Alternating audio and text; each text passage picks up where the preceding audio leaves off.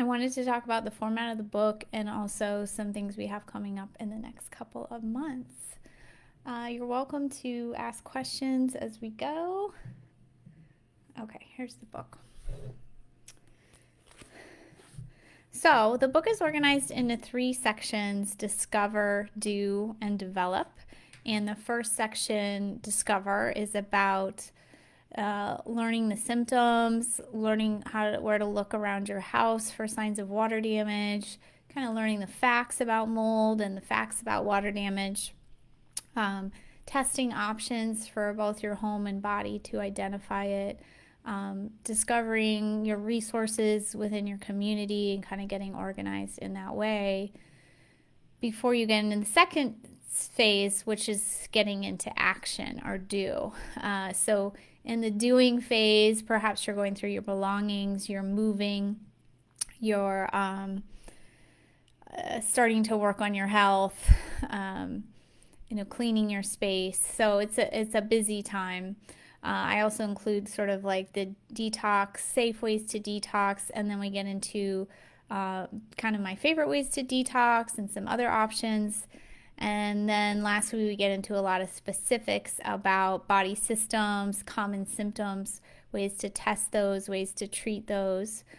So that's the do section. And the develop section is kind of the smallest. It's like, okay, you've already come a long way with these things, but now you want to tweak them or avoid mold in the future, or avoid chemical exposures, live your life to the fullest, kind of incorporate all these changes you've made.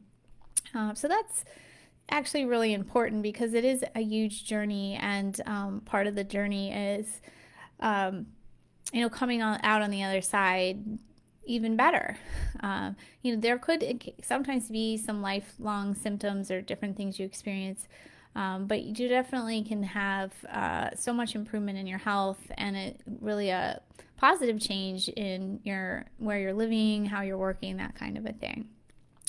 So those are the frameworks for the book, and then we'll do 3 Q&As on those 3 sections. I'll do like a presentation and then we'll take questions. So it's a bit of a way to get you into action. So the first call, I'll read that in a second, will be that discover section. So if you have questions about that, it kind of is to motivate you to get through that section. And you don't have to read word for word, but just cracking open the book or getting on your Kindle and just kind of seeing what I'm talking about and knowing, okay, on call 1, we're going to talk about this discover section. What questions do I have? Come to the call with that. And then again, same with the do section and the develop section. So any questions about any of that? I think I just have one person on here live. And then the calls. So originally I made it for 3 calls with me, but now I've added 3 more calls with people who work on the home side of things. So I think that's really nice because I get a lot of questions on the home, and sometimes they're a bit over my head, so to speak. So I'm going to jot down the calls coming up. I'm just kind of organizing them myself, and then I'll post them also to you guys afterwards. So next week we have our first bonus call, and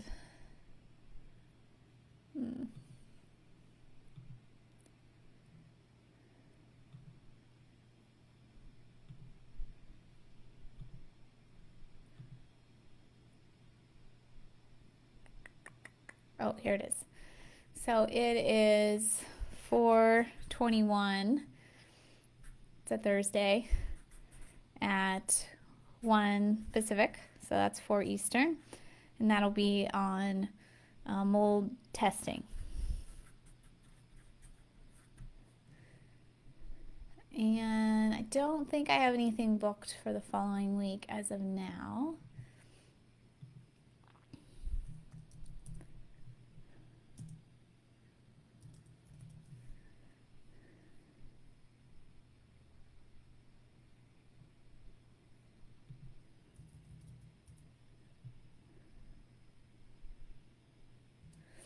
But I have one on like remediation and stuff.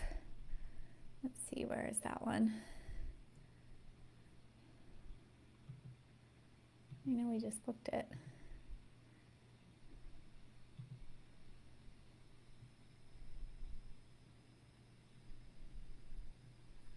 May 16th, which is a Monday, at 11, we'll have Brian Carr, and he does remediation and inspection. But I think we're going to focus on talking a lot about the ERMI test. So the first call will be more about like plate testing and testing options, and then Brian will talk about the ERMI test, which I don't love. Ryan knows more about it than I do, so I'll let him speak to that. And then our other guest call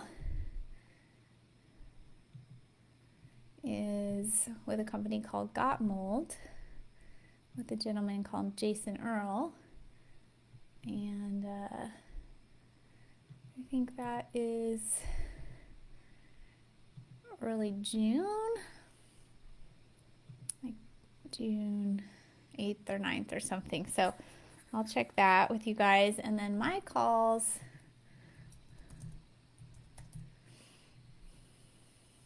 are May 3rd, 14th, and 25th.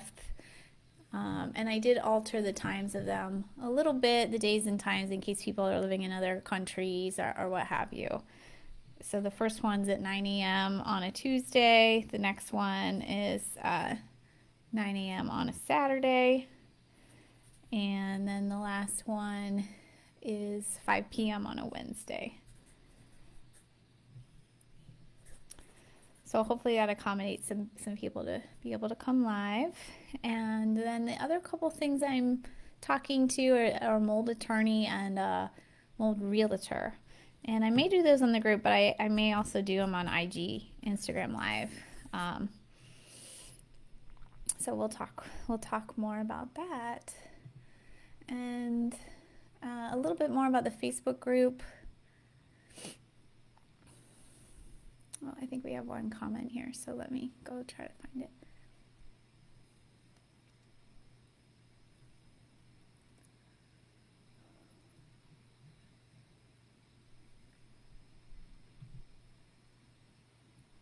Hi, Kim. Thank you. Yeah, I'm excited too. Okay. So a little bit about the Facebook group. I know some people like or don't like Facebook, but it is a really easy way to host groups. Hi, Jody. So hopefully we get more people to join. And I'd like to start something which happens in another group I'm in, which is give before you ask. So I'll make a little post about that. It's a really nice concept because we can kind of come to groups like constantly just like wanting information, and people do answer. But I like the idea of giving, and it also helps you realize you have something to give. So it can be small, like your favorite brand of bone broth, or like, I don't know, some like recommending some supplement you like, or maybe a mold company you found in your area. But just doing a little share to just like have a little contribution. And then asking a question. And then, hopefully we can support each other to answer different queries that come up. Because I know some things, but I don't know everything. I don't know every resource. Like I had a question on another call, like the favorite brand of dehumidifier. Oh, I live in Arizona now. I don't have any. So people can share that kind of a thing. Yeah, I'm excited, Kim. So there were some questions in the group just the other day. So I'm going to go open up another tab here and I'll answer those questions. One sec.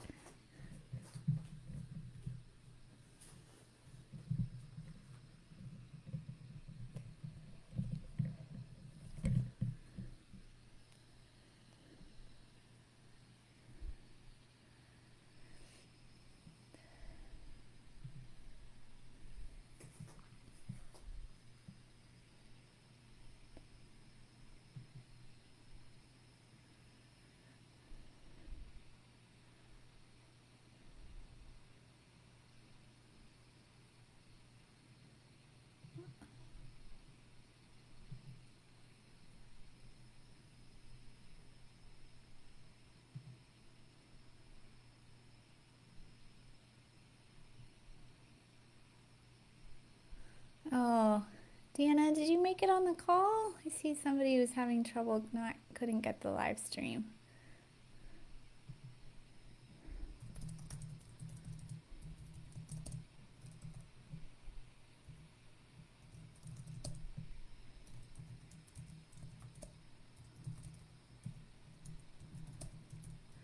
I actually don't do many of these straight Facebook Lives, so I just thought it was just a little bit like last minute of an idea. So we probably will have more of like a Zoom link streaming into the group later, so you can like join different ways.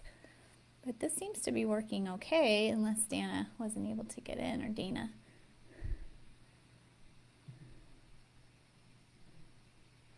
Okay.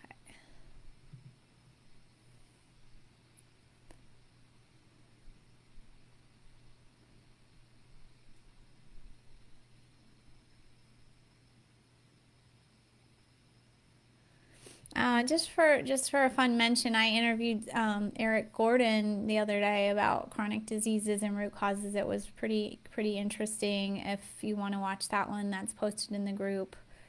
Oh, good, Dina made it in.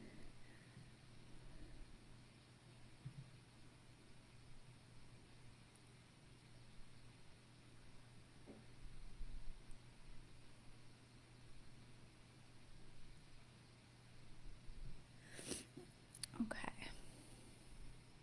Jody, you're here today, and you had some questions, and then Kirsten had some questions. So I just thought I'd answer these. Oh, and there's maybe some more too.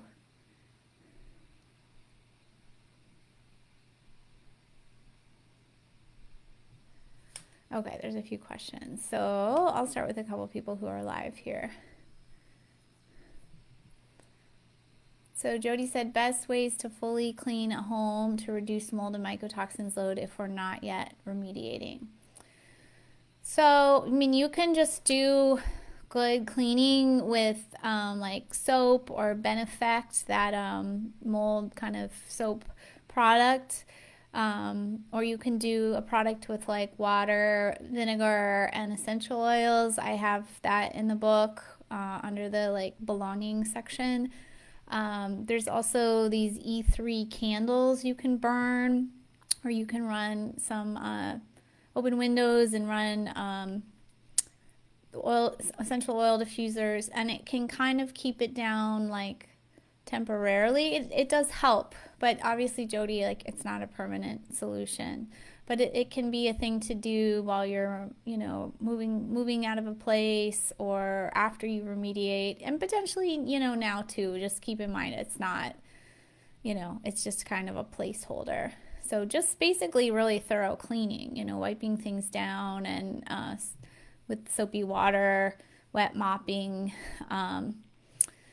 wet dusting, the HEPA vacuuming. These are just like best practices. And then adding a little bit of the essential oils could kind of, from the E3 candle or diffuser, could kind of help. I know somebody in another talk, I think it was a different group, said those could be too harsh or irritating. It really just like, I think it's just a matter of opinion. So I think maybe some people say it's too harsh because they are killing, and we shouldn't clean with like these strong killing oils. I mean, you're really diluting them. And in a diffuser, you're only using a few drops. So I don't really think that something like a little cinnamon oil in a diffuser or tea tree is like, unless it irritates you personally, I don't think it's bad. I used a lot of essential oils in my journey. Jody's also asking, how can we be sure we've eliminated the moisture sources before we do an expensive remediation? So Jody, I would work with someone professionally who's identifying all those sources. That's really important. So a good mold inspector will really look at every like nook and cranny of the house, look at the roof. If you haven't had someone come out and look at the roof, you can do that. So I really would leave that more to like a professional. How do we find a contractor who knows how to put things back together right after remediation has torn things apart? There are remediators who kind of do the cutting out, and then you can hire someone to put in drywall. It depends what you took away, right? So if you just had like drywall cut out, you can put that back in. We had like our siding and some of the structural pieces redone. So that was just like a siding company. So it really depends on like what it is that you're putting back together, so to speak. And if you're thinking about putting back together belongings that got moldy, right, that's kind of a risk. So I would put those in storage or get rid of them if they came from the area that was moldy. But you're welcome to comment, Jody, if you had a more specific question. Kirsten had a question about actinomycetes on the test results. How does it affect our health and how do we address it? She also has two dogs that track dirt in the house and sleep on the bed, and what do they contribute? So this had just come up for me in a conversation with a mold remediator friend, and actinomycetes is like a bacteria that kind of acts like a mold and produces filament. But he said it doesn't always mean there's been water damage. It can also be from your dogs tracking it in. It's in the soil. It can be like related to piping. So from my understanding, it's the marker on its own isn't telling you like a ton. I guess I didn't research as much the question about your health, but I would say focus on, is there a water damage issue and remediating that, and then doing all the cleaning and getting rid of belongings that we've been kind of referring to. I can look a little bit more about the health, but it sounds like from the conversation I had recently that it's something that's being tested and getting kind of blown out of proportion because it is sort of naturally around, and then people get kind of spooked by it. So I wouldn't look at that marker like in isolation. Karen asked for advice with someone with a methylation defect. So I'm just seeing this for the first time, so I can do a little bit more research. So Karen, can you tolerate like methylated B supplementations? Do you like SAMe? Where do you feel like personally you're blocked? Or what can't you tolerate? That type of thing. We all have some defects in our ability to detoxify, and it's interesting to know your genetics, but most of us don't know like the full extent of our genetics. And I would say it's a little bit like more trial and error, like what supplements work for you and don't. But there's some like methylation support you could look into. I mean, Dr. Ben Lynch does a lot around that. So he may be a good resource, and he has a whole line of supplements as well. Abigail said, yeast was found growing in our old apartment's HVACs. Are detox protocols universal, or do they change according to the fungal exposure? Okay, well, this is one where this strain is a little bit more interesting. So yeast is kind of everywhere, Abigail, but so it's sort of like, how much was it? That's just one more player in the water damage, potentially, like, scheme of things. So I would be more concerned, Abigail, with how much yeast is in your body. So you cleaning that HVAC, or it sounds like you're not there anymore, but now you're thinking about detoxing the body. And yes, candida is a little different. There are some very specific herbs for candida, and they can be kind of strong. And it's part of like the whole gut being off, or is mold still in the body. So as long as yeast is like a opportunistic thing, and it will it'll grow like when there's dysbiosis and imbalance and mold colonization in the gut and that kind of thing. So I would get like some gut testing, and potentially some oat testing. So the organic acids test is the best marker for yeast, but the GI map test we run can tell you about the whole gut environment. So honestly, really the best way to go about this is have both those tests, or like minimum, I'd say probably even minimum the GI map. But really both of them would be better.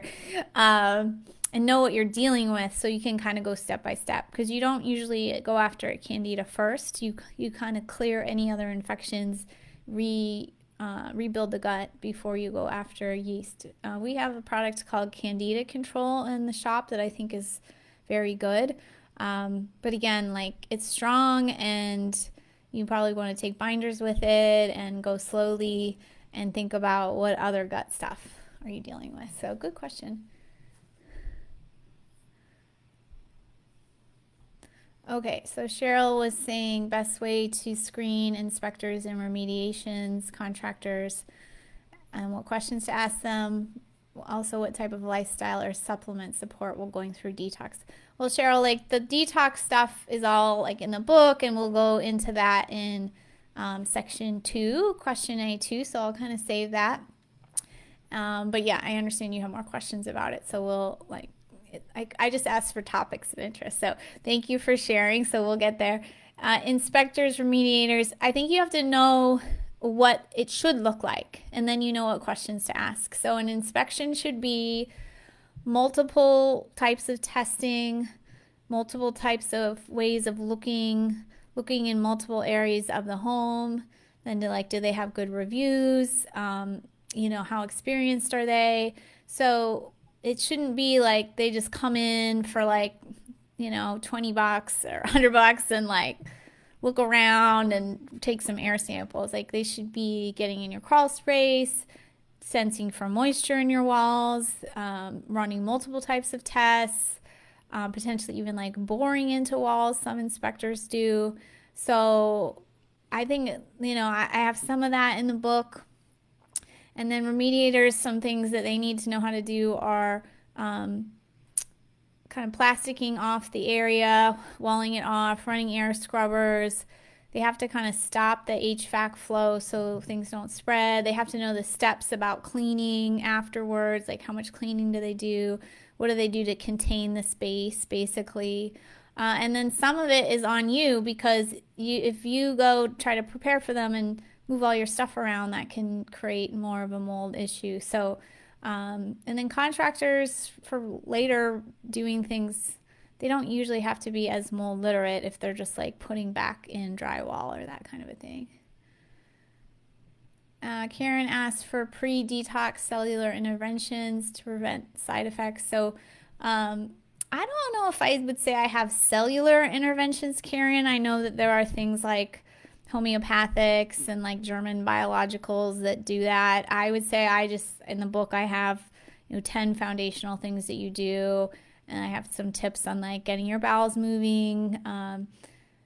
Basically, you need to make sure that you're covering the basics before you detox, that you're pooping, that you're sleeping, that you're eating real food, that you don't feel chronically like stressed and traumatized. So that's sort of how I prepare people for detox. So those were some of the questions from earlier this week. And let's see. Jody, my HEPA vacuum is like a professional.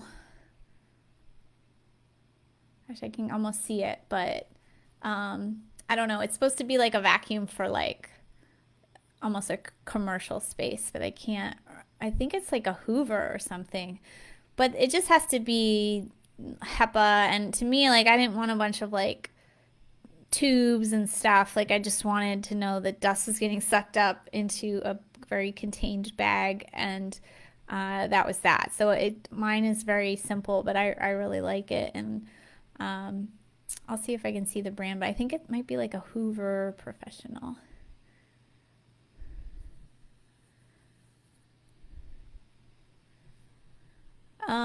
Jody, I'm yeah. I think the best person we had in Portland was our inspector. It looks like you already had an assessment though. So I don't know if anybody else we had was so special that they were worth recommending, so to speak. Sorry.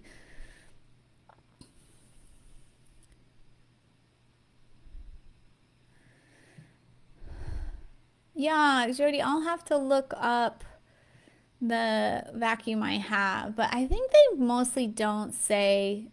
Let's look it up right now. I think it's probably kind of standard.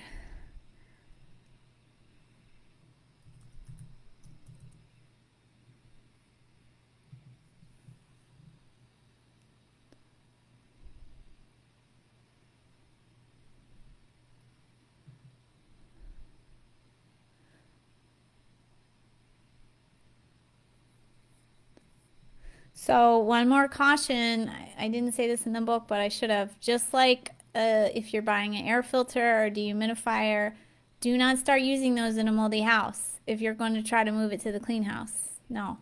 So, use what you already have, and then you're probably going to have to get rid of it to move on to the new house.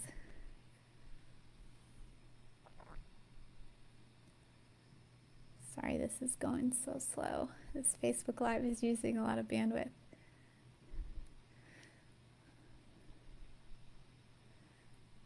So I think part of what makes it special is the bag. The bag is like a little bit more high quality. Um, oops.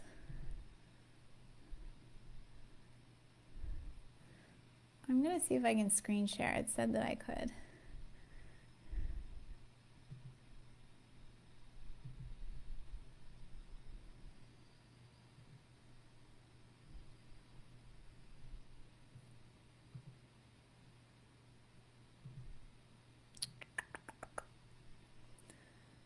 Where did I see that?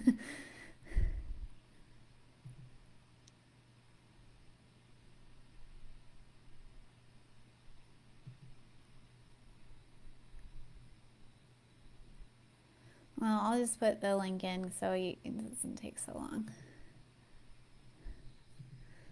So this is not the exact vacuum I have, but it's a little bit similar, and we can just look at it together.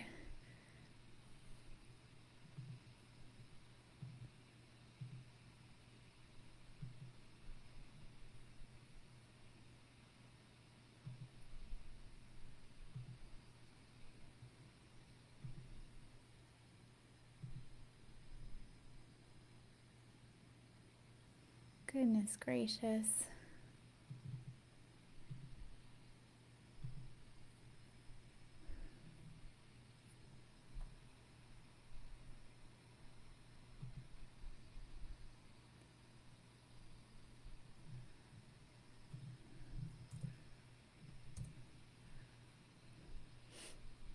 Okay, so if you can see in the settings there, it says it has a 5-layer HEPA filtration bag trap. This is kind of like mine. It's pretty simple, but then it seems to have, oh, it's because it's cordless. It has like a little battery pack.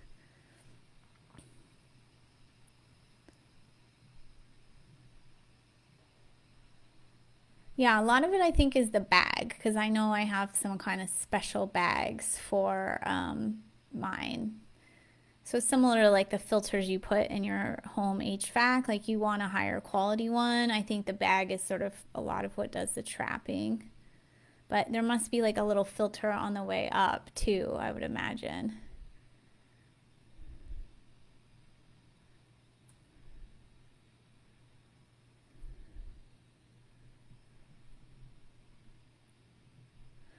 Yeah, I don't have this battery one though. It seems like it's got mixed reviews.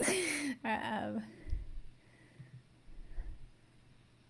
So yeah, I think as long as it says HEPA, maybe I can look into it a little bit more if anybody else is doing their research or has anything to share. But again, I tried to just look for one that was kind of simple, so it didn't have like a lot of parts and stuff for the air to escape.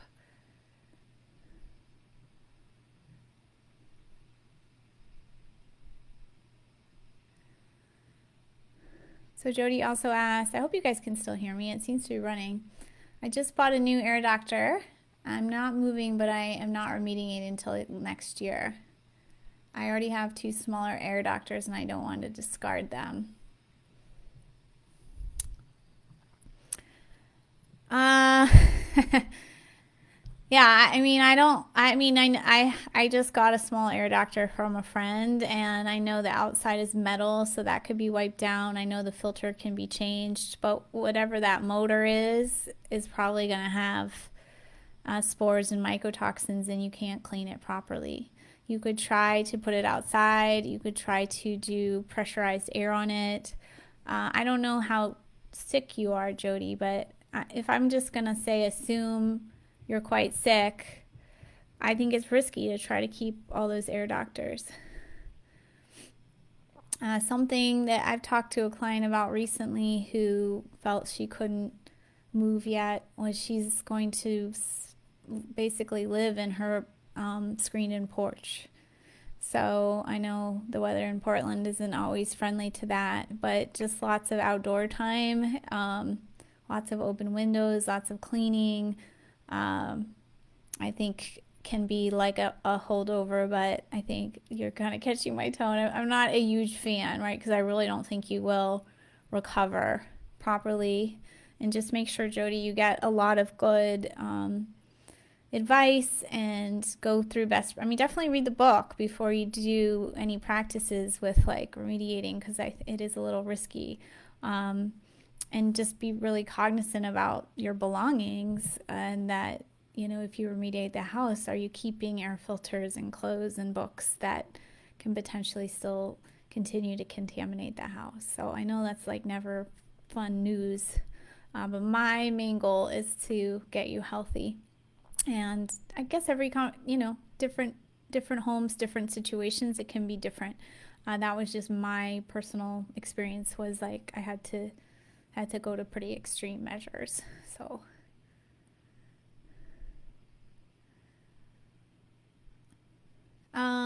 yeah, I'm sorry if the video cut out.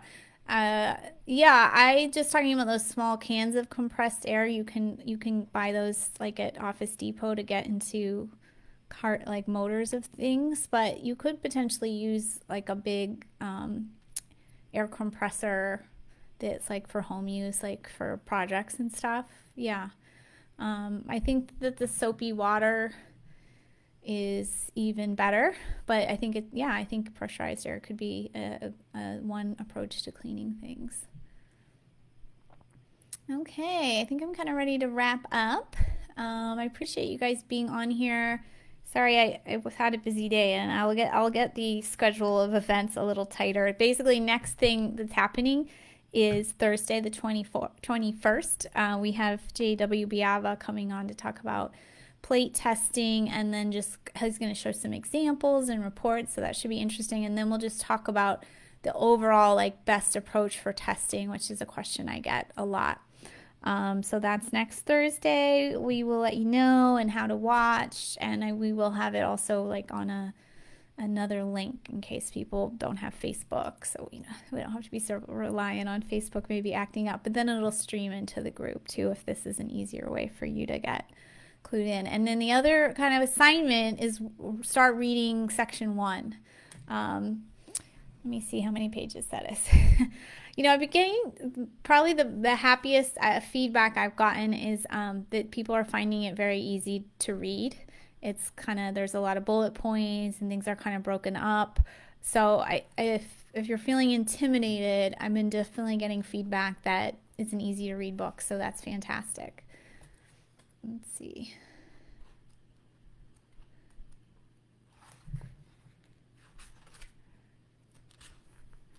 Okay, so I thought this was true. So part 1 is less than 80 pages.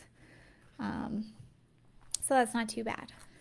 Just this little bit to do for the first Q&A. First Q&A is May 3rd, so it gives you a couple weeks. I think it's better for all of us if you've read it and then come with questions, that are in the book, right? Because then if you kind of it, but you'll have a little few things to clarify, great.